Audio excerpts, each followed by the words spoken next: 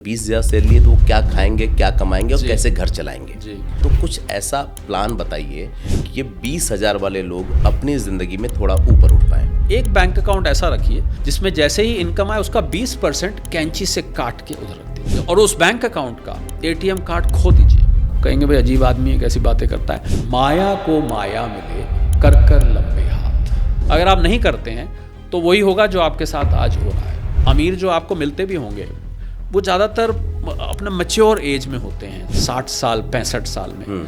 देखिए, गन्ना खाने की जब मर्जी हुई और दांत नहीं रहे तो फिर वो मर्जी किस काम की। आप तो कह रहे हैं कि जल्दी अमीर बनो 35-40 तक, तो क्या ऐसा कोई फार्मूला होता है? नौकरी करते हैं उनके यहाँ जहन में अंदर इस जगह एक छोटी सी ज्योत चल रही होती है कि काश मैं भी छोड़कर कुछ अपना करूं। चीज़ मचती है कि उसने वो पा लिया, मैंने नहीं पाया। इंडिया में बहुत से ऐसे लोग हैं जो पैसा रखे हुए हैं। मैं कहीं पढ़ रहा था कि अल्बर्ट आइंस्टाइन ने ये कहा था कि कंपाउंडिंग जो है वो इस दुनिया का 8वां अजूबा है। फिक्स डिपॉजिट को मैं एक आलसी इन्वेस्टमेंट मानता हूँ। स्टॉक मार्केट के कई रंग होते हैं, उन सब रंगों को मैंने देखा है, समझा है। टेढ़ी खीर तो है वो, इसमें कोई दो राय नहीं है। आप देखते होंगे कि जब वो अमीर बनते हैं तो चीज़ें, लग्जरी चीज़ों को खरीदते हैं, अपने आप को अमीर दिखाने की कोशिश करते हैं। झूठा दिखावा आपको अमीरी से दूर ले जाएगा। एक इंग्लिश में शब्द होता है सर्वेश, जिसको हम फ्रूगल कहते हैं। फ्रूगल का मतलब है कंजूस। भविष्य की अमीरी के लिए आज की थोड़ी सी गरीबी सहन करनी पड़ेगी। मैंने सर्वेश करोड़ों रुपए कमाने वाले को भी दुखी देखा। क्या बात है सर। और मैंने चंद हजार रुपए कमाने वाले को भी सुखी देखा। बच्चे अच्छे स्कूल में नहीं जाते हैं, ये एक कैटेगरी हो गई दुखों की। बच्चा जो है वो नाइट क्लब में जाता है, रात को लौटता ही नहीं। अगर आप स्पिरिचुअलिटी में जाएं तो स्पिरिचुअलिटी तो कहती है कि सुख जो है वो धन में नहीं है। रिस्क फंड होना चाहिए, तो वो किस तरीके का होना चाहिए? 2026 साल के अंदर अंदर एक वैश्विक मंदी आ सकती है। अच्छा।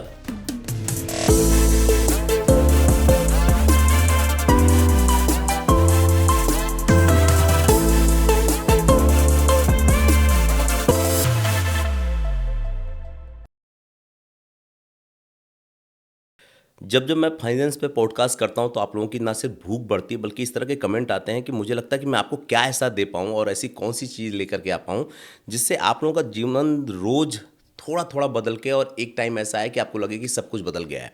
आपकी जो कमेंट होती है वो मेरी ताकत होती है। अमूमन मैं पहले भूमिका बनाता हूँ, फिर गेस्ट का परिचय करवाता हूँ, लेकिन इस बार मैं सबसे पहले गेस्ट का परिचय करवाऊँगा क्योंकि आज जो हमारे गेस्ट हैं उनको लोग कई नामों से जानते हैं। 12 तो उनकी खुद की कंपनियां हैं, क्योंकि आप लोग हर बार ये पूछते हैं कि जो ज्ञान दे रहा है उसकी अपनी पहचान, अचीवमेंट क्या है। तो जो आज मेरे साथ गेस्ट बैठे हैं वो उद्यमी हैं, यानी कि वो एक व्यवसायी हैं और एक दो नहीं बल्कि 12 कंपनियों को वो चलाते हैं। इसके साथ ही उनकी पढ़ाई जो है फिनेंस के अंदर ही ना सिर्फ इंडिया में बल्कि यूके और यूएस में भी हुई है। ये आप समझ सकते हैं, हार्वर्ड यूनिवर्सिटी से वो पढ़े हुए हैं। और बात बस इतनी ही नहीं है, बल्कि इंडिया में लोग उन्हें एक अर्थशास्त्री के तौर पे जानते हैं, एक स्टार्टअप गुरु के तौर पे जानते हैं, फाइनेंशियल गुरु के तौर पे जानते हैं और जाने क्या क्या। मैं अगर उपाधि देने के लिए आऊँ तो ये पॉडकास्ट का इंट्रो इतना बड़ा हो जाएगा कि पॉडकास्ट छोटा हो जाएगा। अब मुख्य मुद्दे पे आते हैं हम। पिछले दिनों हमने अलग अलग तरीके से बात की, इन्वेस्टमेंट पे बात की, स्टॉक मार्केट पे बात की और तमाम तरह के फिनेंस के मुद्दों पे बात की। लेकिन आज मैं कुछ ऐसी बात करने वाला हूं कि अगर आप इसको नोट्स बना लें तो दुनिया में फिर आपको कहीं और जा करके फिनेंस की उन बारीकियों को समझने की ज़रूरत नहीं पड़ेगी जहां आप थोड़ा थोड़ा बचा कर भी अमीर हो सकते हैं। आज ना सिर्फ मैं सेविंग पे बात करूंगा, ना सिर्फ स्टॉक पे बात करूंगा, बल्कि इसके अलावा मैं बात करूंगा फिनेंशियल फिलॉसफी पे, जो पिछले दिनों हमने बात की और खूब आप लोगों ने सराहा। हम माइंडसेट पे बात करेंगे और ऐसी चीज़ों पे बात करेंगे जो आपको रोकता है और तमाम तरह के भ्रम बना करके बैठता है। तो आइए सबसे पहले हम अपने गेस्ट CA डॉक्टर असरद कोहली जी का स्वागत करते हैं और इस बातचीत की शुरुआत करते हैं। Sir, thank you so much ये समय देने के लिए। नमस्कार सर्वेश, और आपके इतने अच्छे इंट्रोडक्शन के मैं काबिल तो नहीं हूँ, पर आपको मैं उसको बड़ी विनम्रता से स्वीकार करता हूँ। बहुत बहुत धन्यवाद। आपके फॉलोअर्स, व्यूअर्स, सब्सक्राइबर्स को मेरा अभिनंदन। सर, क्या बात है। मैं अपने बुजुर्गों से एक बात सुना था जिसको आप कैसे चरितार्थ करते हैं। आप इतनी बड़ी शख्सियत, ये मैं नहीं कहता, ये गूगल कहता है, टीवी कहते हैं, रेडियो के प्लेटफॉर्म कहते हैं। आपकी इतनी अचीवमेंट है, उसके बाद भी वो लोग कहते हैं ना कि जब पेड़, ऐसा हमारे पूर्वज कहते हैं, हमारे घर के लोग कहते हैं कि जब बहुत फलदार हो जाता है तो वो झुक जाता है। ऐसा ही कुछ आपके साथ है कि इन उपलब्धियों के साथ भी आप सहर्ष ना स्वीकार कर रहे हैं। नहीं, मुझे लगता है सर्वेश के पेड़ भले ही कितना बड़ा हो जाए, पर जब तक दूसरों को छाया नहीं दे उस पेड़ का कोई काम नहीं है। वो पेड़ काम का नहीं। तो जब तक अगर मैं किसी की ज़िंदगी में बदलाव ला सकूं, उतना ही हिस्सा मेरा काम का है।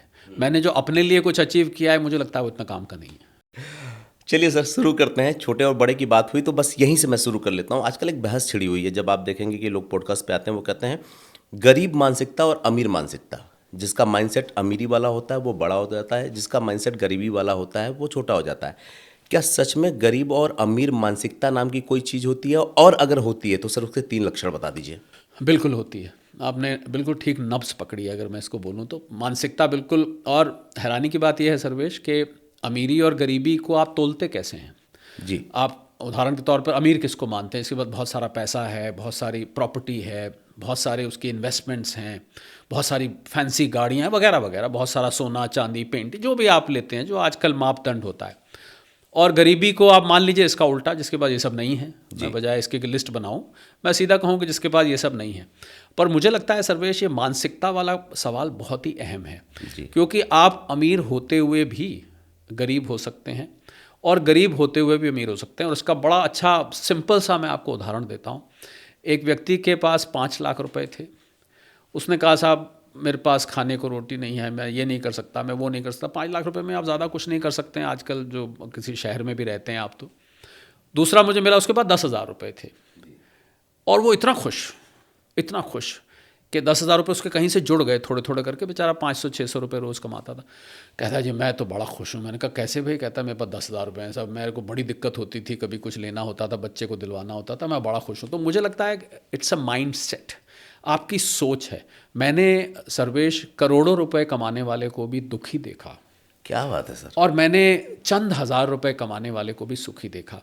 और आपको, क्योंकि मैं अर्थशास्त्र की दुनिया से आता हूँ, फाइनेंस की दुनिया से, भारत में आपको ये आंकड़ा सुन के शायद आपने सुना हो, और हमारे फॉलोअर्स, व्यूअर्स, सब्सक्राइबर्स ने शायद आंकड़ा सुना हो, 90% लोग भारत में, यानी कि हमारी अगर 140 करोड़ की आबादी है, अब तो थोड़ी उससे ऊपर है, अगले एक दो साल में हमारी गिनती होने वाली है, सेंसस होने वाला है, पर 140 करोड़ मान लेते हैं। 140 करोड़ आबादी में 126 करोड़ लोग 25,000 रुपये महीने से कम कमाते हैं। यानी कि सिर्फ 14 करोड़ लोग 25,000 रुपये महीने से ऊपर कमाते हैं। तो हमें जो सुन रहे हैं, देख रहे हैं इस समय, अगर वो 25,000 रुपये महीने से ऊपर कमाते हैं तो वो उन 10% की गिनती में हैं जिसका मैंने जिक्र किया। और अगर आप कम कमाते हैं तो मानसिकता की बात है, आप इस बात से सुकून लीजिए कि आप 126 करोड़ लोगों में से हैं। पर अब जो बात जहाँ से चली थी, आपने मानसिकता की बात की थी, तो मानसिकता की बात ये आती है कि क्या वो 126 करोड़ लोग दुखी रहते हैं? इसका जवाब है ना। क्योंकि मैंने जैसे आपको बताया कि उसमें आप कहाँ जाके अपनी खुशी ढूंढते हैं जी। क्या आपको धन और वेल्थ खुशी दे सकती है? ये आपको खुद टटोल के देखना है। अगर आप स्पिरिचुअलिटी में जाएं, आप तो, मुझे पता लगा खुद भी स्पिरिचुअलिटी के बहुत फॉलोअर हैं, उसको बड़ी बारीकी से उसको फॉलो करते हैं, उसका विश्लेषण करते हैं। अगर आप स्पिरिचुअलिटी में जाएं तो स्पिरिचुअलिटी तो कहती है कि सुख जो है वो धन में नहीं है जी। सुख कतई धन में नहीं है, बल्कि ये भी कहा मैंने, मेरा प्रोफेशन ऐसा है सर्वेश, मैं यहाँ नाम नहीं ले सकता, बहुत अमीर लोगों से मेरा वास्ता पड़ता है कई बार, बहुत, जिसको अंग्रेजी में बोलते हैं स्टिंकिंग रिच जी। मैंने ये देखा कि जितना ज़्यादा धन था उतना ज़्यादा परेशानियाँ भी थी। फ़र्क सिर्फ ये था कि परेशानियों की कैटेगरी फ़र्क थी। कि जो गरीब आदमी को 2 वक्त की रोटी जुटानी है, गाड़ी नहीं है, बढ़िया मकान नहीं है सिर पर, बच्चे अच्छे स्कूल में नहीं जाते हैं, ये कैटेगरी हो गई दुखों की। उन साहब की दुखों की कैटेगरी फ़र्क थी। अच्छा, बच्चा जो है वो नाइट क्लब में जाता है, रात को लौटता ही नहीं, बिटिया जो है वो हाथ से निकल चुकी है, और पत्नी को हमारे लिए फुर्सत ही नहीं है, पति साहब अपनी दुनिया में हैं, माता पिता हैं वो एक हॉस्पिटल में उनका ट्रीटमेंट चलता है, वो हॉस्पिटल में थोड़े थोड़े दिन बाद एडमिट होते हैं। सिर्फ कहने का मेरा मतलब ये था, कैटेगरी फ़र्क थी, धन बहुत था। तो आपने जब पूछा मेरे से गरीबी और अमीरी की मानसिकता नाम की कोई चीज़ है, बिल्कुल है। और गरीबी और अमीरी आपके मन से है। आप जहाँ पहुँच के संतुष्ट हो जाएं, वहाँ पर मुझे लगता है आपकी, क्योंकि अमीरी की कोई लिमिट भी नहीं है ना सर्वेश। आप बताइए अमीरी की क्या परिभाषा है? और अमीरी में एक और कमी है। आपको मान लो, मैं उदाहरण लेता हूँ, आपको एक कार चाहिए, जब किसी के पास 2 व्हीलर होता है तो उसको कार की इच्छा होती है जी। कि मुझे ये गाड़ी चाहिए। क्षमा करें, मैं फाइनेंस से आता हूँ, पर क्योंकि आप स्पिरिचुअलिटी से कुछ आपके सवाल की झलक मुझे आ रही है जी। तो वो कार ले लेता है, कहीं से पैसे आ गए, और वो कार लेता है, मान लीजिए मारुति की कोई छोटी गाड़ी ले ली अपना 6-7 लाख रुपए की। कुछ समय बाद उसको वही कार दुख देने लगती है, क्योंकि वो उससे बड़ी गाड़ी पर उसकी नज़र हो जाती है। तो अब लगता है क्या यार, ये मेरी भी कोई गाड़ी है। ये वही व्यक्ति है जो इस कार के लिए एक समय क्रेव करता था। तो कहने का मेरा मतलब ये है कि ये मानसिकता बहुत बड़ी चीज़ है। और हालांकि अमीर बनने के फॉर्मूले और अमीर बनने के तौर तरीके आपको कई चैनल्स पे मिल जाएंगे, बहुत सारे लोग इस पर बोलते हैं, पर जिस पायो संतोष धन, ऐसा कहा जाता है। मुझे लगता है कि आपकी ज़िंदगी की बेसिक ज़रूरतें पूरी होती रहें और आप कहाँ जाके उस पैसे को स्वीकार कर लेते हैं मानसिक रूप से, वो पॉइंट होता है आपके अमीर बनने का। बाकी अमीर की परिभाषा जैसे मैंने कहा कि बहुत है, कहीं कोई बहुत बड़ी गाड़ी को अमीर मानता है, कोई बहुत प्रॉपर्टियां होने को अमीर मानता है। ये अलग अलग किस्म के अलग अलग पैमाने हैं जहाँ पर लोग जाके रुकते हैं, कुछ लोग नहीं रुकते हैं। सबसे पहले तो सर मैं आपको बहुत बधाई दूंगा और मैं चाहूँगा कि जो दर्शक मुझे कंटिन्यू फिनेंस पे देखते हैं उनका एक भ्रम दूर हुआ होगा। सबसे पहले तो यही समझ में आया होगा कि अमीरी और गरीबी होती कहाँ है और कहाँ से कैसी होती है। अब मैं आपके स्कोर पे आऊँगा जिसके लिए आप इंतज़ार कर रहे होंगे कि मुझे कुछ सेविंग के टिप्स मिल जाए, मुझे कुछ पैसे। याद रखिएगा, अमीर वो नहीं होते जो संसाधन संपन्न होते हैं।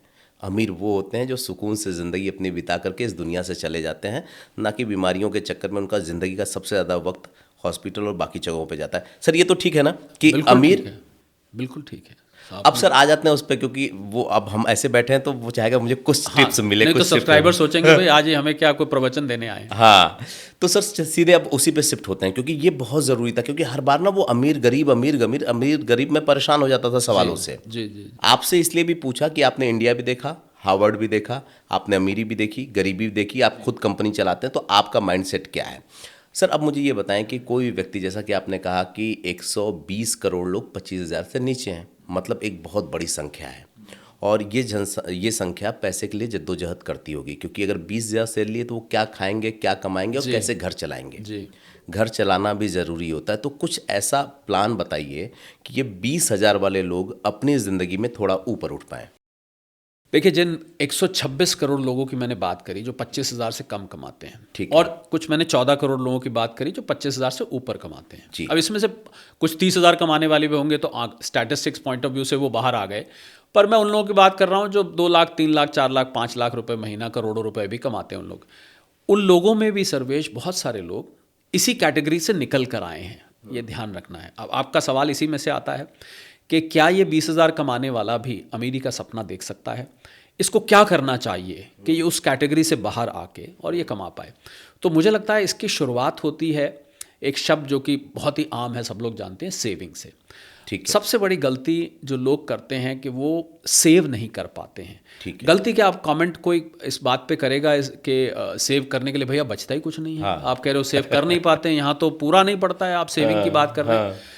यहाँ पर थोड़ी सी करेक्शन की ज़रूरत है। वो करेक्शन मैं आपको बता देता हूँ। करेक्शन की ज़रूरत है जैसे ही आपकी इनकम आपके बैंक में आए, भले ही आप सैलरी से कमाते हैं या आप कोई बिजनेस करते हैं, कोई छोटी मोटी दुकान काम धंधा चलाते हैं, जैसे ही पैसा आपके अकाउंट में आए जी, तो आप बैंक अकाउंट 2 रखिए। हालांकि ये तो कोई नई बात नहीं है, लोग 2 छोड़ 4 भी रखते हैं। एक बैंक अकाउंट ऐसा रखिए जिसमें जैसे ही इनकम आए उसका 20% कैंची से काट के उधर रख दीजिए। ठीक है। यानी कि अगर आपके पास 20,000 रुपये आए तो आप 4,000 रुपये निकाल कर जी अलग बैंक अकाउंट में डाल दीजिए और उस बैंक अकाउंट का एटीएम कार्ड खो दीजिए, फाड़ के फेंक दीजिए। तो कोई ऑप्शन ही ना, उसका एटीएम का पिन भूल जाइए, उसकी ऑनलाइन बैंकिंग ऑन ही मत करिए, उसकी चेकबुक फाड़ के फेंक दीजिए। ये सब मैंने इसलिए कहा, कहेंगे भाई अजीब आदमी है कैसी बातें करता है, पर इसलिए कहा कि मेरी मंशा क्या है कि आप उस पैसे को छेड़े नहीं। ठीक है। माया को माया मिले कर कर लंबे हाथ, आपका पैसा ही आपको अमीर बनाएगा। सिर्फ 2 एक्सेप्शंस हैं इसमें सर्वेश। या तो किसी की लॉटरी निकल आए, कौन बनेगा करोड़पति में 7 करोड़ निकल आए, या कोई और लॉटरी निकल आए, या किसी को वसीयत में बहुत बड़ी जायदाद मिल जाए। इन 2 कैटेगरीज को अगर मैं छोड़ दूं तो ज़्यादातर लोग तो अपनी मेहनत से ही बनते हैं। तो आपका पैसा आपको अमीर बनाएगा। तो सबसे पहला काम आपने जो करना है, जो लोग नहीं कर पाते हैं, मैं ये नहीं कहता नहीं करते हैं, मैं कहूँगा नहीं कर पाते हैं, कि आपकी सैलरी, अगर आपकी 20,000 रुपये सैलरी है तो आपको 16,000 रुपये में गुजारा करना सीखना पड़ेगा। अमीर बनना है तो, अमीर बनना है तो, क्योंकि वो जो 4,000 आप निकाल के रख रहे हैं अपने कैरियर की शुरुआत में ही, उस पैसे को जोड़ के ही आप इन्वेस्ट कर अमीर बनेंगे। ये पहला मूल मंत्र तो इसमें ये है जो आप, और सेविंग को खर्च मान लीजिए, ऐसा खर्च मानिए जो सबसे पहले करना होता है। मतलब हम फिक्स खर्चा मान लें कि ये हमारे जाने ही जाना ये आते ही मुझे पहले ये निकालना है अपने भविष्य के लिए, अपनी अमीर बनने की ख्वाहिश के लिए, अपनी अमीर बनने की एस्पिरेशंस जिसको हम बोलते हैं, वो अगर आपके अंदर है तो आपको ये काम करना ही पड़ेगा। अगर आप नहीं करेंगे तो फिर क्या होगा, चलिए हम कॉइन की दूसरी तरफ देखते हैं। ठीक है। अगर आप नहीं करते हैं तो वही होगा जो आपके साथ आज हो रहा है कि आपके पास थोड़ी बहुत बचत होगी, अपनी ज़िंदगी की ज़रूरतें पूरे करने के लिए सिर्फ अंदर एक ख्वाहिश बनी रहेगी, एक इच्छा बनी रहेगी। कुछ छोटी मोटी पूरी हो पाएंगी, ज़्यादातर पूरी नहीं हो पाएंगी, और आप दूसरे की अमीरी देख देख कर अंदर आपके दर्द होगा कि भाई। एक और बात है सर भाई, जिस बात से मुझे याद आई कि जो लोग अमीर बनना चाहते हैं ना, हाँ। उनमें मैंने एक कमी देखी। जो बनना चाहते हैं उनके अंदर कमी देखी। एक तो ये सेविंग वाली तो चलिए ये है कमी, मैं को इसको आलोचना के रूप में नहीं कह रहा हूँ जी। मैंने ये देखा कि जो उनके इर्द गिर्द, देखिए हर मिडिल क्लास का, लोअर मिडिल क्लास का व्यक्ति किसी न किसी अमीर को जानता है जी, उसके सर्कल में, पर मैंने देखा कि वो उससे दूर हो जाता है, जबकि वो अमीर व्यक्ति कई दफ़े उससे दोस्ती रखना चाहता है, पर वो उससे, अरे भैया तुम तो बड़े आदमी हो गए यार, अब कहाँ तुम हमें पूछते हो भैया, अरे यार तुम्हारे पास तो बड़ी गाड़ी है, अरे तुम अब तो वहाँ रहते हो भैया बड़े मकान में, अब कहाँ पूछते हो। ये जो मानसिकता है ये आपको उस अमीर व्यक्ति से दूर ले जाती है, क्योंकि आपके अंदर, इसको हम अंग्रेजी में हार्ट बर्न कहते हैं, आपके अंदर एक चीज़ मचती है कि उसने वो पा लिया, मैंने नहीं पाया। पर जो मैं बोलने जा रहा हूँ वो इसका उल्टा है। अगर आप उस अमीर व्यक्ति से नज़दीकी बना के रखें, दोस्ती बना के रखें बिना ईर्ष्या और जलन के जी, तो जब आप उससे नज़दीक रहेंगे तो कभी ना कभी वो आपको वो उस अमीर बनने का गुर बता देगा जो आप उसके नज़दीक रह के सीख सकते हैं। पर आपने तो उससे दूरी बना ली, आपने तो उसकी आलोचना शुरू कर दी, आपने तो उससे ईर्ष्या शुरू कर दी, उससे जलन हो गई कि अरे भैया तुम तो बड़े आदमी, उनसे क्या मिल, अरे यार उनके साथ नहीं जाते भैया, उनके शौक अमीरी वाले हैं, अपने बस की नहीं है, वगैरह वगैरह। बहुत सारे ऐसे डायलॉग आपको सोसाइटी में सुनने को मिलते होंगे। तो ये एक गलती लोग करते हैं। कहने का मतलब है कि आप अगर उनके नज़दीक रहेंगे तो वो आपको कुछ ना कुछ आप उनसे सीख जाएंगे जो आपके काम आएगा, जो आपको भी उन तक, उस लेवल तक पहुंचने में या शायद उससे भी आगे लेवल पहुंचने में मदद करेगा। ये लोग एक गलती करते हैं, और ये बहुत ही प्रैक्टिकल बात मैं बता रहा हूँ, बहुत ही मानसिकता की, क्योंकि आपने बात करी थी, तो इस मानसिकता से हमें निकलना पड़ेगा। हर व्यक्ति को उसके एफर्ट, और अगर आप डेस्टिनी को मानते हैं, अब यहाँ हमको डेस्टिनी पे तो बात करने के लिए बैठे नहीं हैं, जिसको प्रारब्ध कहते हैं, उसी के अनुसार मिलता है, परंतु हम प्रारब्ध को एक तरफ भी रख दें तो आप जो एफर्ट कर रहे हैं अपने अमीर बनने के लिए, अपने आप को वेल्दी बनाने के लिए, वो भी तो मायने रखता है ना। बिल्कुल। पहला मैंने सेविंग्स की बात करी, अब सेविंग करके काम रुक नहीं जाता है, आपको सेव करके इन्वेस्ट भी करना पड़ेगा। पहला स्टेप सेविंग है। तो मुझे लग रहा है कि सेविंग जब आप करेंगे तो वो सेविंग बढ़ती बढ़ती आपका इमरजेंसी फंड बन जाएगा, आपका एक कॉर्पस फंड बन जाएगा। मान लीजिए आपके पास जुड़ते जुड़ते 2 लाख रुपए हो गए, आप ऐसे जोड़ना शुरू किया और 2-3 साल में 2 लाख, उस 2 लाख को आपने मान लीजिए स्टॉक मार्केट में लगा दिया, कोई छोटी मोटी कहीं कोई प्रॉपर्टी मिल रही थी 2 लाख में, हालांकि मिलती नहीं है, मैं एक उदाहरण के तौर पर ले रहा हूँ, उसमें लगा दिया, और ऑल ऑफ अ सडन मेरे को ऐसे बहुत सारे लोग मिले सर्वेज जिन्होंने 5 लाख की प्रॉपर्टी आज से समझिए 20 साल पहले, 25 साल पहले ली थी, आज वो प्रॉपर्टी बढ़ के 5 करोड़ की हो गई है। ऑल ऑफ अ सडन वहाँ पर बूम आया, तो छोटी सी जगह ली, ज़मीन ली कहीं पर, या किसी ने शेयर्स लिए मान लीजिए 2-4 लाख रुपए के, और 10-15 साल बाद वो शेयर 2-3 करोड़ रुपए के हो गए। तो आपने देखा कि आपका निवेश सही जगह किया हुआ कैसे आपको एक अलग लीग के अंदर ले जाता है। वही पैसा धीरे धीरे बढ़ते बढ़ते बढ़ते बढ़ते। और एक और बात सर्वेश जो मैं कहना चाहूँगा मानसिकता की, कि मुझे लगता है कि लोग अमीर जो आपको मिलते भी होंगे वो ज़्यादातर अपना मैच्योर एज में होते हैं, 60 साल 65 साल में। तो देखिए, गन्ना खाने की जब मर्जी हुई और दांत नहीं रहे तो फिर वो मर्जी किस काम की। और मुझे लगता है कि अमीर आप 35-40 साल में बन जाने चाहिए, जिससे आप उसको एंजॉय कर सकें। You should be able to enjoy the things which you have achieved. तो अमीर जल्दी बनना है, ये भी नहीं कि 60 साल में। तो अमूमन देखिए जो गवर्नमेंट के भी एम्प्लॉय होते हैं जोड़ते जोड़ते 2-3 करोड़ उनको भी रिटायरमेंट फंड वगैरह मिल जाता है। मैं मानता हूँ इंडिया में 2-3-4 करोड़ रुपए आपके पास है तो आप डिसेंट, अमीर नहीं कहलाएंगे तो आप एक डिसेंट पोजीशन में है। देश की ज़्यादातर जनसंख्या से आप आगे हैं। अगर आपके पास इतना पैसा बैंक में या आपकी इन्वेस्टमेंट में जुड़ा हुआ है तो जल्दी बनना है। अगर 60 साल में अमीर बने तो फिर क्या फ़ायदा हुआ।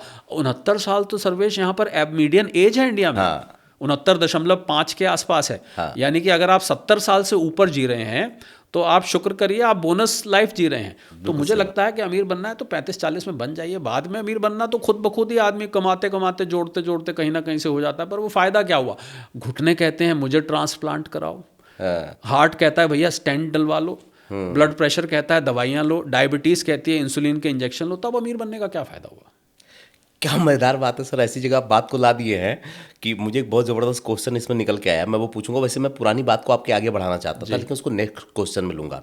अब जो देख रहा होगा वो ये सोच रहा होगा कि ठीक है साहब, आप तो कह रहे हैं कि जल्दी अमीर बनो 35-40 तक, तो क्या ऐसा कोई फार्मूला होता है या कोई तरीका होता है जिससे अर्ली एज में आदमी अमीर बनने की तरफ यानी समृद्धि पाने की तरफ मूव कर जाए? क्योंकि आपने लोगों को बनाया भी और खुद भी आप हैं, तो अगर कोई ऐसा फार्मूला होता है, कोई ऐसा तरीका होता है जो अर्ली एज में उधर मूव कर दे, चाहे वो माइंड सेट हो चाहे समृद्धि की बात हो, तो उसको डिस्क्लोज करें सर। देखिए इंग्लिश में इन्वेस्टमेंट में एक कहावत होती है जी।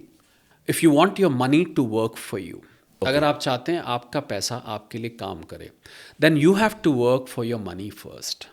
पहले आपको अपने धन के लिए काम करना पड़ेगा।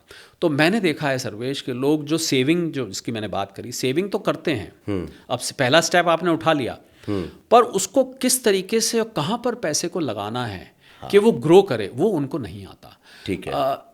इस देश में फाइनेंशियल लिटरेसी की बहुत कमी है जी। वित्तीय, जो बेसिक वित्तीय ज्ञान होता है। मैंने देखा कॉमर्स के भी जो स्टूडेंट्स होते हैं उनको भी ऐसा कहा जाता है पैसा कमाना आसान है पर पैसा संभालना नहीं आता है। तो पैसे की संभाल से मतलब है कि उस पैसे को किस तरीके से निवेश किया जाए कि आप जल्दी से जल्दी उस पोजीशन में पहुंच जाएं जहां आपकी ज़िंदगी की बुनियादी ज़रूरतें प्लस कुछ लग्जरीज भी आपके पास आ जाएं।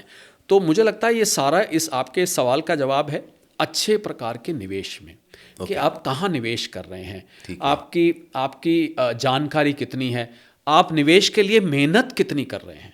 क्या किसी के कहने से ऐसे पैसा लगा दो, किसी ने लगा दिया। मैंने देखा है, हम किसी दोस्त ने कहा यहाँ लगा दो, बस लगा दिया, उसके बाद बन गया नहीं तो नुकसान हो गया, पैसे आजकल यही सबसे ज़्यादा हो रहा है, पैसे फंस गए। और या किसी शादी ब्याह में गए, उसने किसी ने सुना किसी से, अरे यार चलो उसने ये वो पैसा उसने लगाया था हम भी लगा देते हैं, या किसी सोशल मीडिया को देख के लगा दिया। तो मुझे लगता है कि पैसे के लगाने से पहले अगर आप सोच विचार पूरी करें, if you are really working for your money, then your money will start working for you. वो पैसा आपके लिए काम करना शुरू कर देता है और आपकी धीरे धीरे करके भले ही नेटवर्थ बढ़ती जाती है। और देखिए खाली निवेश नहीं है, आप जो काम काज करते हैं, मान लीजिए आप नौकरी करते हैं, तो नौकरी में आपकी एक फ़िक्स तनख्वाह आती है, वो तनख्वाह में आप बचत भी कर रहे हैं, तो कहाँ तक बचत कर लेंगे, कितनी बचत कर लेंगे। तो मुझे ये भी लगता है, और आप क्योंकि उसके जीते जागते स्वयं भी उसके उदाहरण है सर्वेश, मुझे लगता है कि नौकरी करते करते बीच में एक ऐसा मोड़ आना चाहिए जहाँ आप ये सोचने लग जाएं कि नौकरी मैंने कर भी ली, इतनी तनख्वाह बढ़ जाएगी, फिर इतनी बढ़ जाएगी, तो मैं ज़्यादा से ज़्यादा कहाँ तक पहुँच जाऊँगा।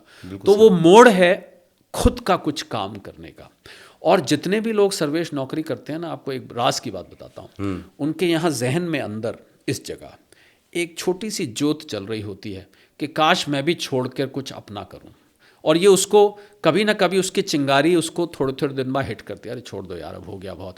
पर वो पे चेक की आदत ऐसी लग जाती है कि ज्यों ज्यों उम्र बढ़ती जाती है आपको वो नौकरी छोड़नी मुश्किल हो जाती है। तो इसलिए जो लोग भी हमें सुन रहे हैं उन सबको मैं हिदायत दूंगा, जब तक आपके अंदर जज्बा है, जुनून है, तब तक अगर आप उस नौकरी को छोड़ के कुछ अपना कर सकें तो वो आपकी अमीरी की राह को और ज़्यादा छोटी कर देगा और ज़्यादा जल्दी आप उस मंजिल तक पहुंच जाएंगे।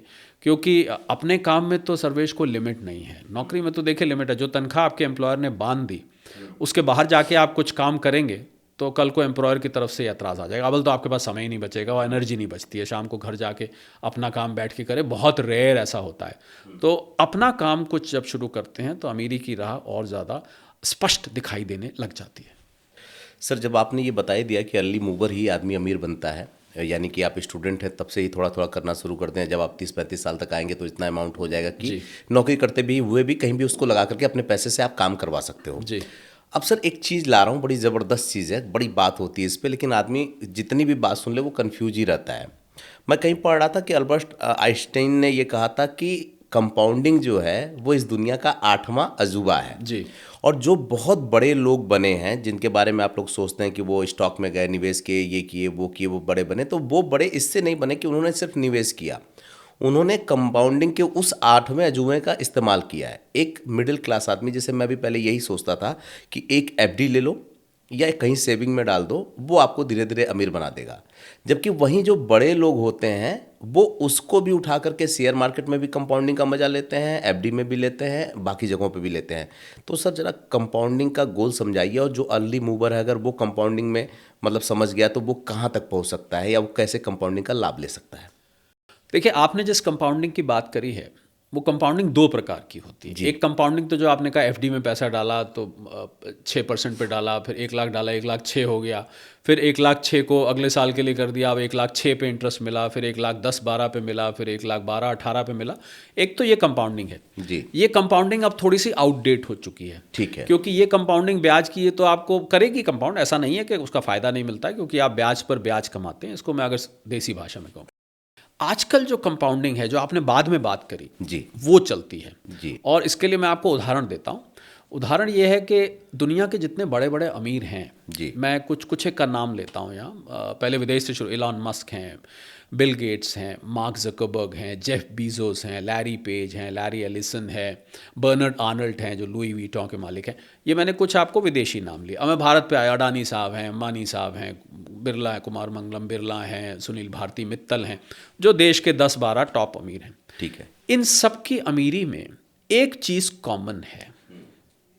अमीरी की परिभाषा क्या है? अमीरी की परिभाषा, क्या आपके पास बहुत सारी प्रॉपर्टीज़ हैं? क्या आपके पास बहुत सारी फैंसी गाड़ियाँ हैं? क्या आपके पास बहुत सारी पेंटिंग्स हैं? क्या आपके पास बहुत सारी लग्जरी वॉचेस हैं? क्या चीज़ आप मानते हैं? आप किस चीज़ से सबसे ज़्यादा अमीरी आती है? अगर आप इन सब लोगों का, जिनके मैंने नाम लिए और भी बाकियों के, उनका विश्लेषण करके देखेंगे सर्वेश, तो आपको हैरानी होगी जी कि 80 से 90% इनकी अमीरी इनके पास जो शेयर्स हैं उनसे है। अच्छा। ना वो, और वो जो गाड़ियाँ, घड़ियाँ, प्रॉपर्टीज़, सोना चांदी, ज्वेलरी, ये मात्र इनकी अमीरी का 10-20% है। अच्छा। ये हैरान करने देने वाला फैक्ट है। और ये क्योंकि हम लोग विश्लेषण करते हैं और क्योंकि मैं स्टॉक मार्केट से भी जुड़ा हुआ हूँ, स्टार्टअप से भी जुड़ा हुआ हूँ और वैल्यूएशन से भी जुड़ा हुआ हूँ, तो इस बात को मैं बड़े कॉन्फिडेंस से और बहुत यकीनी तौर पे कह सकता हूँ कि ये स्टॉक मार्केट से आती है। स्टॉक मार्केट से दो तरीके से आती है। एक तो जैसे वॉरेन बुफे हैं, उन्होंने दूसरी कंपनीज में निवेश किया हुआ है। या भारत में मेरे एक बहुत अजीज़ मित्र थे, अब दुनिया में नहीं है, राकेश झुनझुनवाला साहब। वो नहीं है, चार्टर्ड अकाउंटेंट थे। मैं बहुत बार उनसे जाके बॉम्बे में मिलता था, उनके साथ बैठ के बातचीत हुई, तो वो भी दूसरी कंपनी में निवेश करते थे जी। तो एक तो दूसरी की कंपनी में निवेश करना है। ठीक है। एक तो शेयर मार्केट के मैं दो पहलू आपको बता रहा हूँ। दूसरी कंपनी में निवेश किया यानी कि आपने कुछ कंपनीज के शेयर्स उठा लिए, उनको उठा के रखा आराम से, लंबे वक्त के लिए रखा, और वो धीरे धीरे करके आपने, मान लीजिए किसी के 10,000 के लिए, किसी के 20,000 के लिए, बढ़ते बढ़ते 20-20 लाख, 30-30 लाख, 2-2 करोड़ के हो गए over a period of time. दूसरी जो शेयर मार्केट की खूबसूरती है वो है कि आपकी अपनी कंपनी की वैल्यूएशन इतनी चढ़ गई कि आप सडनली, और यहाँ पर मैं एग्जांपल आपको लेना चाहूँगा, मान लीजिए इलॉन मस्क साहब है जो दुनिया के सबसे ज़्यादा अमीर, इस समय जब हम बात कर रहे हैं सर्वेश, उनकी नेटवर्थ $700 बिलियन है। ओके। 700 बिलियन डॉलर का हो गया कि करीब करीब 150 के आसपास देशों से भी बढ़ के उसकी, जितनी उनकी जीडीपी है, इनकी खुद की वर्थ है जी। अब ये, और उनका आप घर देखिए, बहुत साधारण है, बहुत साधारण घर में रहते हैं, पर इस 700 बिलियन डॉलर में से करीब करीब $650 बिलियन उनकी कंपनीज के शेयर्स की वैल्यू है जो शेयर मार्केट में ट्रेड किए जाते हैं। अच्छा। उनकी कंपनी है, स्पेस एक्स है, टेस्ला है, आप जानते हैं, जो जी, स्टार लिंक है, जिन जिन उनके 4-5 फेमस जो उनकी कंपनीज हैं, बाकी छोटी मोटी और भी हैं। ऐसे ही अगर आप यहाँ अंबानी साहब को लें तो अंबानी साहब की जो वर्थ है, जो रिलायंस इंडस्ट्री में उनकी शेयर होल्डिंग है, करीब करीब 80% उनकी नेटवर्थ, अगर आज अंबानी साहब 100-110 बिलियन डॉलर के हैं, उसमें से ज़्यादातर उनकी शेयर्स की वैल्यू है। यही हाल अडानी साहब का है, यही हाल मार्क ज़ुकरबर्ग का है, मेटा के जो शेयर्स हैं। तो शेयर मार्केट बहुत बड़ा एक फैक्टर है आपको सडनली अमीर बनाने का। और मैं आपको बताऊं, शेयर मार्केट से मिलती जुलती एक और चीज़ जो आजकल, क्योंकि आपने कंपाउंडिंग की बात करी, बात चली थी कंपाउंडिंग से जी, तो आजकल के जो यंग अमीर हैं, जिनकी मैं शुरू में बात कर रहा था कि बूढ़े होके जब दांत नहीं रहे तो गन्ना खाने का क्या फ़ायदा है, तो जो यंग अमीर हैं वो अपने स्टार्टअप से अमीर बन रहे हैं और बहुत जल्द बन रहे हैं। क्योंकि वो क्या करते हैं, उनका फॉर्मूला मैं आपको बता देता हूँ। अपनी कंपनी शुरू करते हैं और स्टार्टअप शुरू किया, और डिजिटल है, टेक है, जो भी स्टार्टअप नॉर्मली टेक्नोलॉजी बेस्ड होता है। अपनी कंपनी बनाई, अपनी कंपनी के पास सारे के सारे शेयर्स उनके पास होते हैं। उसके बाद जब उनको लगता है कि ये स्टार्टअप कहीं आगे जाएगा, तो वो इन्वेस्टर्स को पिच करना शुरू करते हैं कि कौन आके मेरी कंपनी में निवेश करना चाहता है, मैं ऐसा हूँ, मेरा ये प्रोफाइल है, मेरा ये आइडिया है। और सडनली उनको कोई इन्वेस्टर मिल जाता है। अब वो क्या करते हैं, ध्यान दीजिएगा इस बात पे। मान लीजिए उन्होंने कंपनी बनाई मात्र 1 लाख रुपए लगा के। उन्होंने कहा कि मैं 20% अपनी कंपनी का देना चाहता हूँ किसी इन्वेस्टर को, मेरा ये आइडिया बढ़िया है। और ये तो स्टार्टअप स्टोरी जो यूनिकॉर्न्स बने हैं उन सबकी स्टोरी मैं आपको बता रहा हूँ। मान लीजिए उन्होंने 20% दिया, उस 20% 1 लाख रुपए लेके जो बनाई थी, पर उनका बिजनेस आइडिया उन्होंने कुछ टाइम किया, इतना बढ़िया था, उसने कहा मैं इसमें 10 करोड़ लगाता हूँ। ठीक है। अब आप देखिए गणित यहाँ पर, 20% 20,000 हो गया जो 1 लाख लगाया था, वो 20,000 रुपये 10 करोड़ रुपए में किसी ने लगाए। यानी कि अपनी कंपनी का 20% दिया, 10 करोड़ रुपए लिए, और 10 करोड़ रुपए तो उनका जो 80% था वो उसका 4 गुना, तो उनकी कंपनी की वैल्यूएशन हो गई 40-50 करोड़। जो 1 लाख रुपए यानी कि 80,000 रुपये जो उन्होंने कंपनी में लगाई थी, वो ऑल ऑफ अ सडन बढ़ के 40 करोड़, तो रातों रात। और ऐसे ये कोई मैं आपको कहानी नहीं सुना रहा हूँ, ये स्टार्टअप्स की स्टोरी है जो आम जनता जानती ही नहीं है। जो तो मेरा ये, और आपको मैं एक और एग्जांपल दूं इसका। मेरे एक मित्र हैं, मैं नाम तो नहीं ले सकता हूँ, उन्होंने मुझसे कहा किसी दिन, भाई मेरे पास जो है 1 करोड़ रुपया है, आप मुझे हमें सलाह दीजिए कहाँ लगाऊं। मैंने कहा आप ऐसा करिए, आप 10 स्टार्टअप्स में लगा दीजिए 10-10 लाख रुपए। और उनको साथ में मैंने एक और आंकड़ा भी दिया, मैंने कहा इसमें से 9 फेल हो जाएंगे। अच्छा। भारत में 10 स्टार्टअप में से 8 से 9 फेल हो जाते हैं। ठीक है। मैंने उनको हायर साइड पे 9 बता दिए। कहते यार अजीब बात दोस्त हो यार तुम, 1 करोड़ रुपए मैं तुमसे पूछ रहा हूँ कहाँ लगाओ, तुम मुझे कह रहे हो 10 स्टार्टअप में लगा दो, उसमें से 9 फेल हो जाएंगे, 90 लाख मेरा डुबोने में तुले हुए। ये दोस्ती हुई कि ये सलाह हुई? ये दुश्मनी निकाल रहे हो मेरे से? मैंने कहा अगर आप मेरे से सलाह ले रहे हैं तो आप करिए, आपको ठीक लगता है। पर कोई कोई व्यक्ति होता है जो आपकी बात को वर्बटिम ले लेता है। ये बात आज से 5 साल पहले की है। उन्होंने लगा दिया।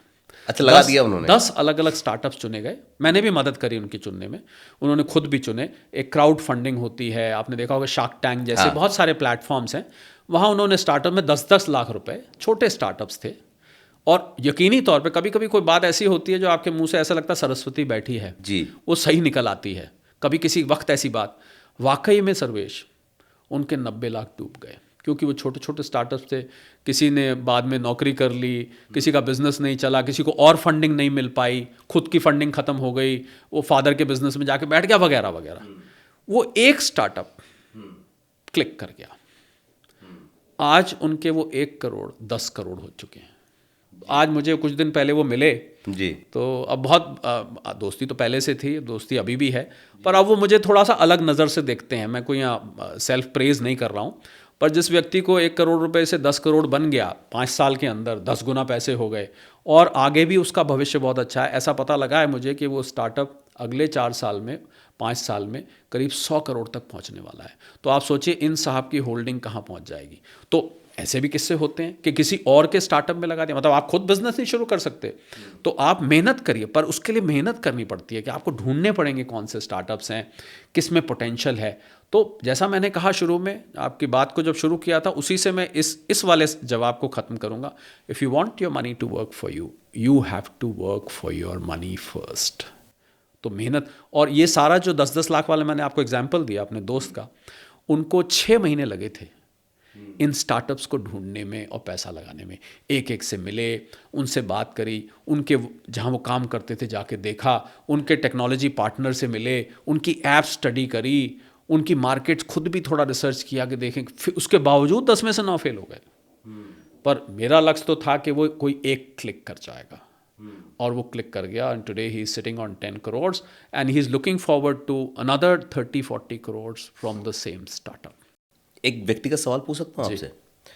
आप भी क्या इसी फार्मूले को अप्लाई करके 12 कंपनियों के मालिक बने या बहुत तेजी से अमीर बने?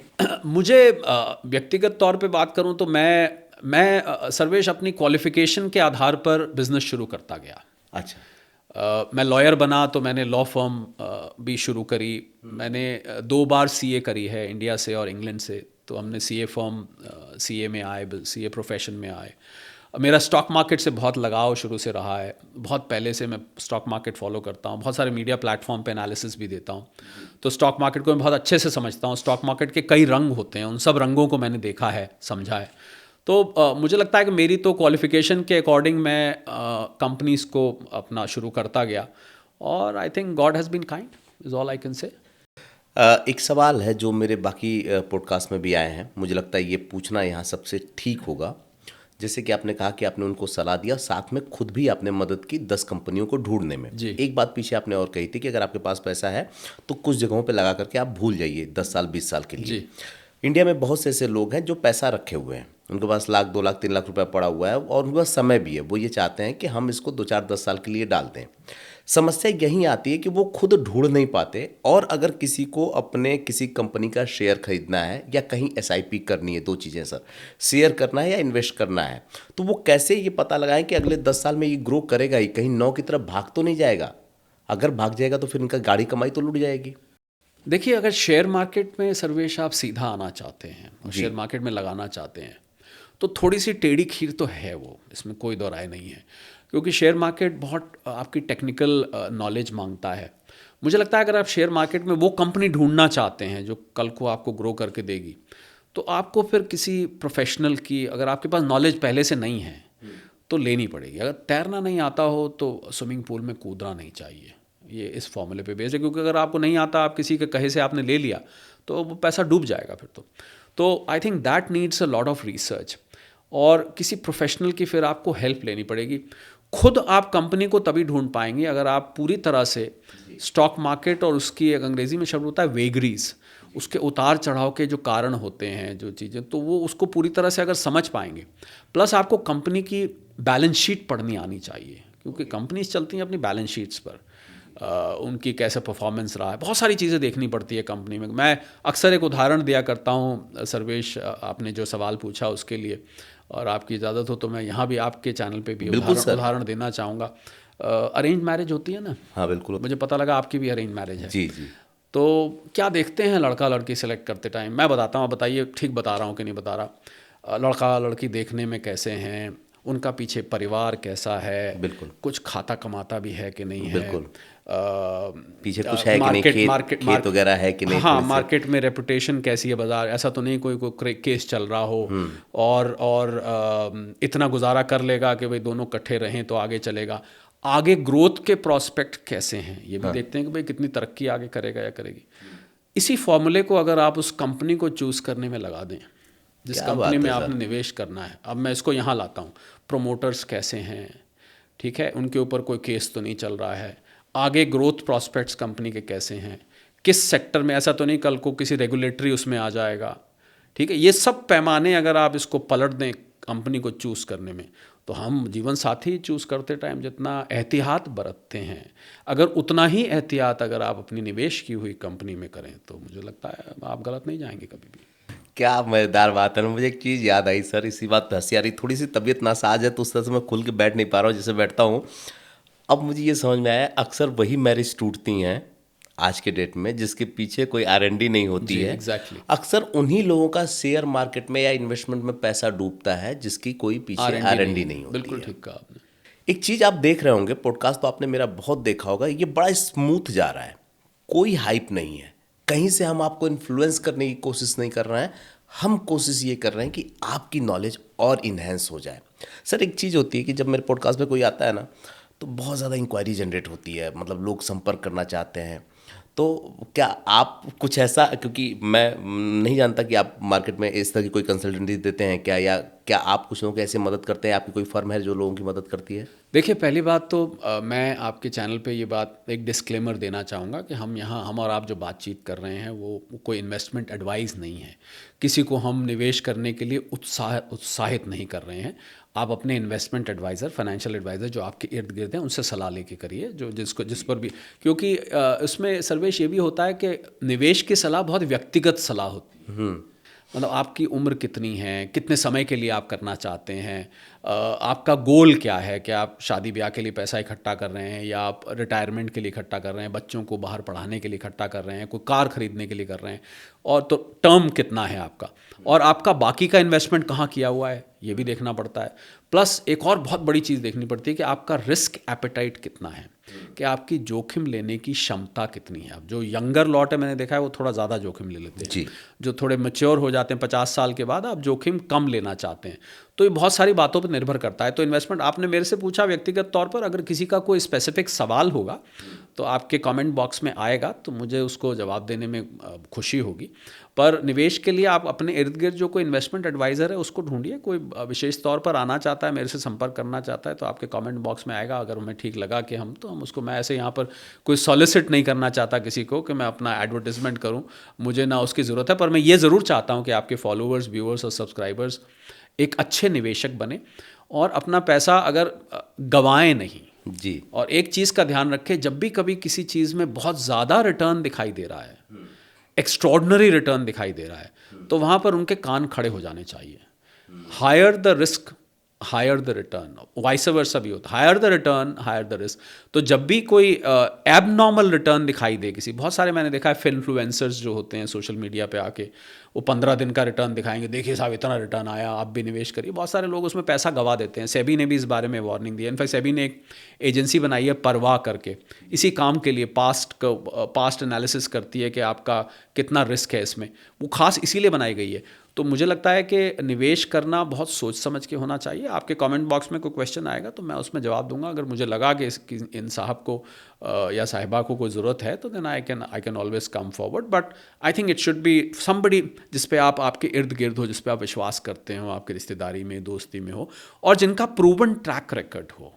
ऐसे नहीं किसी के कहने से निवेश, आपके साथ खून पसीने की कमाई है, कैसे आप किसी के कहने से उसको बहुत कैजुअली आप इन्वेस्ट कर सकते हैं। क्या बात है सर। सिर्फ कमेंट नहीं आएंगे, लेकिन मुझे लगता है लोग मुझसे पार्ट 2, 3 और 7 डेज सीरीज़ मांगेंगे। उसकी वजह यह कि आपने बड़े स्पष्ट तरीके से, बड़े बेबाकी से, बिना कोई चीज़ बेचने के सिर्फ लोगों की हितों की बात की है। आपने एक बात कहा कि मैं चाहता हूं कि लोग अमीर बने, ये सारे लोग तेज़ी से आगे बढ़ें। एक चीज़ आप देखते होंगे कि जब वो अमीर बनते हैं तो चीज़ें, लग्जरी चीज़ों को खरीदते हैं, अपने आप को अमीर दिखाने की कोशिश करते हैं, जहाँ न चाहते हुए भी और अनजाने में कई बार एसेट और लाइबिलिटी का फ़र्क वो भूल जाते हैं, क्योंकि बहुत बारीक लाइन होती है। जी। और जिसको हम एसेट समझ के लेते हैं, अगर वो लाइबिलिटी बन जाए तो वो हमें अमीर नहीं बनने देती। इस साइकोलॉजी को भी समझाइए सर, और एसेट और लाइबिलिटी के बारे में भी थोड़ा सा बताइए, अगर मैं क्वेश्चन सही तरीके से फ्रेम कर पाया हूँ तो। नहीं, ठीक, मैं समझ गया आप क्या पूछना चाह रहे हैं। देखिए, झूठा दिखावा आपको अमीरी से दूर ले जाएगा, क्योंकि एक इंग्लिश में शब्द होता है सर्वेश जिसको हम फ्रूगल कहते हैं। फ्रूगल का मतलब है कंजूस। तो मुझे लग रहा है कि अब कंजूस शब्द थोड़ा अच्छा नहीं होता है। कंजूस किसी को ताना मारने के लिए भी कहा जाता है, तुम बहुत कंजूस हो। पर एक कंजूस शब्द का अच्छा मतलब भी होता है कि आप किफ़ायत से चलें। तो मुझे लगता है अगर आप खामखा का दिखावा करेंगे, जो कुछ आप नहीं हैं और आप दिखा कुछ और रहे हैं, तो वो आप करेंगे तो आपका एक तो सेविंग नहीं हो पाएगी, दूसरा कभी ना कभी उस व्यक्ति को पता लग जाएगा कि आपकी ये औकात नहीं है जो आप दिखा रहे हैं, और आपके ऊपर एक लांछन भी लग जाएगा, ये दिखावा बहुत करता है, ये दिखाता ज़्यादा है, उतना है कुछ नहीं इसके अंदर। आपने देखा होगा अक्सर लोग बोलते हैं कि अंदर से खोखला है, इसमें है वह कुछ नहीं, ये खाली दिखाता है। तो मुझे नहीं लगता ये कमेंट आपके लिए अच्छा है। प्लस आपके असली अमीर बनने के सपने से आपको दूर ले जाएगा, क्योंकि आप ऐसा खामखा खर्च करते रहेंगे जो कि दिखावे के लिए होगा, जबकि आप उसको अफोर्ड नहीं कर सकते हैं। आपका जो ओवरऑल फाइनेंशियल बजट है वो उसको अफोर्ड नहीं कर सकता है। तो थोड़ा कंजूसी से चलें। इसमें दूसरा सर्वे, इसी के साथ में एक और चीज़ भी जोड़ देता हूँ आपकी इजाज़त से, वो ये है कि जो खर्च आप अमीर बनने का जो सपना है उसमें थोड़ी कंजूसी तो करनी पड़ेगी। भविष्य की अमीरी के लिए आज की थोड़ी सी गरीबी सहन करनी पड़ेगी। अब यहाँ गरीबी से मतलब गरीबी नहीं है, गरीबी से मतलब है थोड़ी सी किफ़ायत आपको करनी पड़ेगी, मतलब अपने खर्चों को थोड़ा सा समेट के रखना पड़ेगा। अगर आप भविष्य में, क्योंकि मैंने शुरू में बात करी थी आपको याद होगा 20% की, हाँ। तो मैं तो आपकी सैलरी को 80% मान रहा हूँ या आपकी इनकम को 80% मान रहा हूँ। अगर आप 1 लाख कमाते हैं तो मैं मान रहा हूँ आप 80,000 कमाते हैं। ठीक अगर है। आप 50,000 कमाते हैं मैं मान रहा हूँ आप 40,000 कमाते हैं, क्योंकि मैं तो उस 20% को कहीं और रखने की बात कर रहा हूँ, एक अलग बैंक अकाउंट में लॉक करने की बात कर रहा हूँ इन्वेस्टमेंट के लिए। तो इसलिए अगर आप किफ़ायत से चलेंगे तो आपको आगे आपके अमीर बनने का जो सपना है वो जल्दी मिल जाएगा। और दिखावा करेंगे तो दिखावे में तो पैसे खर्च होते हैं, आपको पता है, दिखावे में तो कुछ ना कुछ उल्टा सीधा खर्च होता रहता है, तो वो ठीक नहीं है। हाँ, दिखावा करके आपको कहीं से वाहवाही मिल जाती है, कोई आपको कहता है अरे वाह भाई क्या बात है, ये है वो है, तो वो आपको अंदर से खुशी देती है तो अलग बात है। पर वो खुशी मुझे लगता है सर्वेश मोमेंट्री होती है, क्षणिक होती है, कुछ समय बाद चली जाती है, क्योंकि आप जब आईना देखते हैं तो आपको अपनी असलियत पता लग जाती है कि मैं असल में वो हूँ नहीं जो मैं दिखा रहा था। और यही सबसे बड़ी मुश्किल शुरू होती है जब हम होते नहीं और दिखाने की कोशिश करते हैं, तो पहली वो जो हमारी लाइन होती है ना अंदर डालने की हमको ज़मीन के अंदर, जी। वो यहीं से शुरू होती है। सर एक बात बताएं कि आपने बीच में एक बात की थी, उसमें मुझे याद आया था, मैं पूछ नहीं पाया था। आपने कहा था कि रिस्क फंड मैनेजमेंट के बारे में बात की थी। हमारे एक मित्र थे पिछले दिनों, उन्होंने इंश्योरेंस भी ले लिया था, मेडिकल का भी ले लिया था, वो एकदम सिक्योर हो गए थे कि भाई अब तो सब कुछ चल ही रहा है, अब हमने तो पीछे सारा कुछ ले लिया, लेकिन उन्होंने रिस्क फंड ऐसी किसी चीज़ का इंतज़ाम नहीं किया था। और अचानक से नौकरी जब उनकी गई तो जो पहले चल रहा था वो भी उन्होंने तोड़ करके यूज़ करना शुरू किया, क्योंकि नौकरी मिली नहीं। तो क्या ये मानसिकता सही है कि अगर हमने थोड़ा सा कहीं इन्वेस्ट कर दिया या इंश्योरेंस ले लिया, मेडिकल ले लिया, उसका रिस्क फंड नहीं होना चाहिए? और अगर ये मानसिकता सही नहीं है, रिस्क फंड होना चाहिए, तो वो किस तरीके का होना चाहिए? देखिए, बहुत ही अनिश्चित काल में हम लोग जी रहे हैं। आप अगर वैश्विक फिर क्योंकि मैं अर्थशास्त्र के जगत से आता हूँ, अगर आप वैश्विक परिस्थिति देखें तो बहुत ही अनिश्चितता दुनिया भर में बन गई है आर्थिक तौर पर। और वो आर्थिक अनिश्चितता, सर्वेश, मैं आपको एक और बात बता देता हूँ यहाँ पर, कि ऐसा लग रहा है कि 2026 साल के अंदर अंदर एक वैश्विक मंदी आ सकती है। अच्छा। भारत में भले ही कम आए, भारत में असर नहीं होगा, पर वैश्विक तौर पे आ सकती है। तो उसकी कुछ आहट, कुछ आँच तो भारत पर भी आएगी। ऐसा नहीं हो सकता कि दुनिया पूरी मंदी में हो और हम जो है वो कर रहे हो, हम ग्रो कर रहे होंगे पर शायद उस रफ्तार से ना कर पाएँ। तो अगर ये मंदी आती है, तो मैंने ये मंदी का इसलिए जिक्र किया कि आपके सवाल से इसका सीधा सरोकार है कि उसमें क्या होता है, कई बार जैसे आपकी कंपनी को अब आपकी ज़रूरत नहीं है, कंपनी का काम कम हो गया, और रिसेशन जिसको हम कहते हैं, तो रिसेशन में नौकरियां चली जाती हैं, तनख्वाहें कम हो जाती हैं। अच्छी बात तो नहीं है, हालांकि मैं साथ में जोड़ना चाहूँगा, ये फोरकास्ट मेरी गलत हो, जो मैं ये कह रहा हूँ मैं चाहूँगा कि गलत हूँ, मैं यहाँ पर ठीक नहीं होना चाहूँगा, क्योंकि मंदी अच्छी चीज़ नहीं है।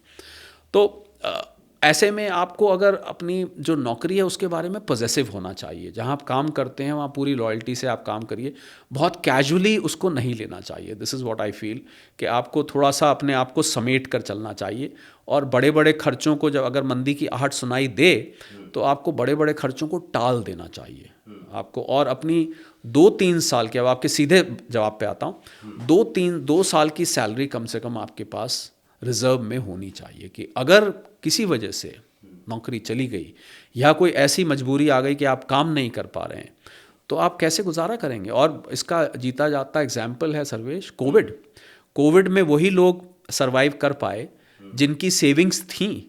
जिनके पास सेविंग्स नहीं थी उनकी तो क्या हालत हुई थी, आपको मालूम ही, अगर वो मंजर अभी हमसे 5-6 साल दूर है, तो इसलिए मुझे लगता है कि सेविंग, जिसके पास वो पैसा है, रिस्क फंड है, वो ऐसे समय में अपने आप को ज़्यादा सिक्योर फील कर सकता है। सर बहुत सी चर्चाएं हुई, लेकिन मुझे लगता है कि मेरी नज़र से ये पॉडकास्ट सिर्फ 10% हुआ है, क्योंकि जिस तरीके से मैं करता हूँ, जिस डेप्थ में लेकर के जाता हूँ, लेकिन ये इसलिए इस तरह की बात करना ज़रूरी थी कि मैंने बाकी चीज़ों पे तो खूब बात किया, जो मेरा दर्शक है देख रहा होगा, इस टॉपिक पे मैंने कभी बात नहीं की थी इस तरीके से, क्योंकि मुझे लगता है कि अगर फाउंडेशन ठीक ना हो, नींव ठीक ना हो, तो इमारत कभी भी गिर सकती है। एक आखिरी सवाल लेते हुए इसको समेटना चाहूँगा, और फिर मैं कमेंट का इंतज़ार करूँगा कि लोग क्या कह रहे हैं, ताकि मैं दिखा करके आपको दोबारा बुला पाऊँ। वो आखिरी सवाल ये है सर, कि जो इन्वेस्टमेंट होता है या जो निवेश करने का, चाहे हम शेयर मार्केट में या कहीं किसी चीज़ में हम इस तरह का इन्वेस्टमेंट कर रहे हैं जहाँ रिस्क कम होता है, तो उसका कोई सही तरीका और सही समय भी होता है? क्योंकि अक्सर आपने सुना होगा कि जब मार्केट क्रैश हो तब लगा दो, जब डाउन हो तब लगा दो, मतलब तमाम तरह की बातें निकल के आती हैं। आपकी नज़र में क्या है ये? दो तरीके में बताता हूँ। वैसे तो ये बहुत लंबा डिस्कशन है और इसका उत्तर भी बहुत लंबा है, पर मैं संक्षेप में करके दो चीज़ें बताता हूँ। आम जो लोग गलती करते हैं इस मामले में, एक तो वो शॉर्ट टर्म के लिए इन्वेस्ट करते हैं। तो छोटे समय का इन्वेस्टमेंट बहुत कम चांस होते हैं सर्वेश कि आपको प्रॉफिट दे जाए या आपको अच्छा रिटर्न दे जाए। ठीक है। तो पहला है कि लॉन्ग टर्म आप इन्वेस्ट करिए, अब लंबे वक्त के लिए रहिए। जिसने भी शेयर मार्केट का आपने क्योंकि जिक्र किया, जिसने भी शेयर मार्केट से कमाया उसने लॉन्ग टर्म में कमाया।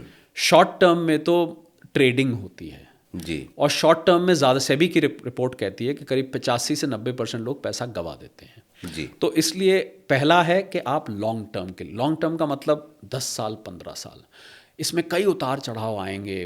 कोई 1-2 साल बीच में बहुत ख़राब जाएंगे, 1-2 साल में बहुत अच्छे जाएंगे। ओवरऑल 10-15 साल में आपने अगर कंपनी की चॉइस अच्छी करी, जिसका हम पहले बात कर चुके हैं, तो आपको कमा के दे के जाएगा। दूसरा गलती लोग करते हैं कि सारा का सारा पैसा एक ही जगह रख देते हैं। Never keep all eggs in the same basket. आपको अपना रिस्क स्प्रेड करके रखना चाहिए जी। तो आप जब एक ही जगह, एक ही कंपनी में, एक ही सेक्टर में, या अब तो एक ही एसेट क्लास में अगर लगा रहे हैं तो वो सही नहीं रहेगा। तो 4-5 एसेट क्लासेस में आपका पैसा बटा होना चाहिए। मैं नाम ले देता हूँ एसेट क्लासेस का। जी बिल्कुल। कुछ म्यूचुअल फंड्स में, कुछ शेयर मार्केट में, कुछ गोल्ड और सिल्वर में, कुछ रियल एस्टेट में, और कुछ लिक्विड फिक्स डिपॉजिट वगैरह में भी रखना चाहिए। फिक्स डिपॉजिट को मैं एक आलसी इन्वेस्टमेंट मानता हूँ कि जब कुछ नहीं है करने को तो एफडी कर दी, क्योंकि वो आपको 5-6% टैक्स वैक्स काट के 4-4.5% देता है। बहुत अच्छा निवेश तो मैं नहीं मानता हूँ, पर क्योंकि आपको लिक्विडिटी तो कुछ चाहिए तो कुछ उसमें भी रखना चाहिए। तो अपने रिस्क को स्प्रेड करके रखिए। भले ही इसको स्प्रेड करने से आपका रिटर्न थोड़ा सा कम हो जाए, पर आपका रिस्क भी बढ़ जाएगा, पैसे डूबने के चांसेस नहीं रहेंगे। कल को अगर कोई ऐसी बात हो जाती है किसी एक सेक्टर के साथ कि आपका सारा का सारा पैसा उसी में था, किसी साहब ने किसी में प्रॉपर्टी में लगाया और वो प्रॉपर्टी डेवलपर भाग गया, पूरा पैसा डूब गया, किसी ने शेयर्स में एक ऐसी कंपनी में लगाया जो कंपनी डूब गई, वो सारा पैसा डूब गया। तो अगर आप पैसे को बांट कर लगाएंगे तो वो अच्छा लगाएंगे और लंबे वक्त के लिए लगाएंगे। ये 2 मंत्र मैं आज के लिए तो यही देना चाहता था। फिर कभी अगर आपसे मिलने का मौका मिला तो we can talk more in detail about rules of investment. मैं बिल्कुल सर, और मैं अपने दर्शकों से ये भी वादा करता हूँ कि ज़रूर अगर आप लोगों ने, जैसा कि हर बार आप कहते हैं, अगर आपने कहा और आपने वो कमेंट किया, तो ना सिर्फ पार्ट 2 लेकर के आएंगे, बल्कि हम 7 डेज सीरीज़ भी लेकर के आएंगे। क्योंकि सर ने लास्ट में जो 2 फार्मूला बताया, और एक फार्मूले में जब उन्होंने ये गिनाया कि real estate, gold, share market, FD, तो ये सिर्फ एक टॉपिक नहीं है, ये अपने आप में पूरा विषय है जिसपे अगर हम बैठे तो 1-1 घंटे तक हम इस पर चर्चा कर सकते हैं। बात सिर्फ यही नहीं है, इसको आप अंत मत समझिए, इसको शुरुआत समझिए। क्योंकि मुझे जो अब तक मैं समझ पाया हूँ 15-20 एपिसोड करने के बाद, कि सबसे पहले तो ये धन की फिलॉसफी क्लियर होनी चाहिए। अगर आप इसको नहीं क्लियर कर पाते हैं तो आप इन्वेस्टमेंट कर लें, चाहे एसेट बना लें या कुछ भी कर लें, वो टिकेगा नहीं, वो जाएगा। तो अगली बार वो 7 दिनों में हम 7 विषय सोच करके आएंगे। इसके लिए आपको द इनर वेल्थ पे जाना होगा, जहां हम आपको समृद्ध बनाने के लिए कोशिश करते हैं, जहां पे हमारी बनाई हुई चीज़ से शायद आप, आपका परिवार और आपका समाज अगर बन जाता है तो वो हमारे लिए उपलब्धि होगी और हम ये मानेंगे कि हम कुछ सार्थक कर पा रहे हैं। आज जो बात हुई उसमें से कुछ चीज़ें पकड़ने की हैं। एक चीज़ को मैं कोट करना चाहूँगा सर के, जो सर ने अरेंज और लव मैरिज की बात कही थी। ये सिर्फ हमारे इन्वेस्टमेंट में नहीं, हमारे ज़िंदगी के हर उस पहलू पे अप्लाई होता है जहाँ पे अरेंज मैरिज की तरह अगर ठोक ठठा करके, यानी लड़के और लड़की के खानदान तक जाते हैं, 2-4 पुश्त पीछे तक जाते हैं, तो फेलियर के चांस बहुत कम होते हैं। नहीं, मैं यहाँ पर आपको नहीं सर, मैं भी खिलाफ नहीं हूँ, मैं लव मैरिज के खिलाफ नहीं हूँ, क्योंकि ये जब केवल एक दौर बदला है उदाहरण ना, था, तो रिश्ते नाते कंपनी सिकुड़ चूज गए करें। हैं। लेकिन सर एक बात पे इत्तेफाक तो रखेंगे कि लव मैरिज में भी आप जिस रिश्ते के साथ जा रहे हैं उसको समझने की जरूरत है, टाइम लेने की जरूरत है, वरना आज एक अट्रैक्शन और अफेक्शन शायद आपके निर्णय को गलत साबित करवा दे। ठीक वैसे ही जैसे कोई कंपनी बहुत बड़ी दिख रही हो और शायद किसी न्यूज़ चैनल से, किसी चैनल से उसने हाइप क्रिएट करवा दिया और आप उस हाइप में जाकर के फंस जाए। तो सर का ये फार्मूला मुझे इतना ज़बरदस्त लगा कि मैं इस पे और मंथन करूंगा, कुछ और निकाल कर लेके आऊँगा। लेकिन एंडिंग करने में अगर मैं बात करता रहूँगा तो बहुत सी बातें हो जाएंगी। अंत में बस उतना ही कहूँगा कि आप जो चाहते हैं वो कमेंट में लिख दीजिए। क्या आप 7 डेज सीरीज चाहते हैं या सिर्फ पार्ट 2 चाहते हैं? जो आप लिखेंगे मैं सर को एज एड दिखाऊंगा और सर खुद भी कमेंट पढ़ेंगे और आपके लिए फिर हम कुछ नए दरवाजे खोलेंगे जो आपके लिए बहुत ही फायदेमंद होंगे। तो अंत में बस इतना ही कि आप इंतज़ार करिए एक नए एपिसोड का और मैं इंतज़ार करता हूँ एक नए गेस्ट का।